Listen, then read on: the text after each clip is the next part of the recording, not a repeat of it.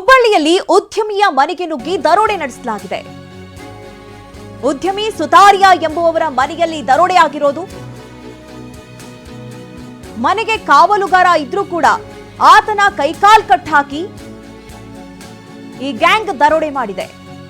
ಮನೆಯಲ್ಲಿದ್ದವರನ್ನ ಕೋಣೆಯಲ್ಲಿ ಲಾಕ್ ಮಾಡಿ ದರೋಡೆ ನಡೆಸಿರುವಂತದ್ದು. ಇದು ಹುಬ್ಬಳ್ಳಿಯ ಅಶೋಕ್ ನಗರದಲ್ಲಿ ನಡೆದಿರುವಂತಹ ಘಟನೆ.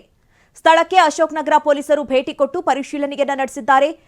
ಕಾರ್ ಶೋರೂಮ್ ಮಾಲೀಕನಾಗಿದ್ದಾರೆ ಸುತಾರಿಯಾ. ಅವರ ಮನೆಯಲ್ಲಿ ಆದಂತಹ ದರೋಡೆಯ ದೃಶ್ಯಗಳನ್ನ ನೀವೀಗ ಗಮನಿಸ್ತಾ ಇದ್ದೀರಿ.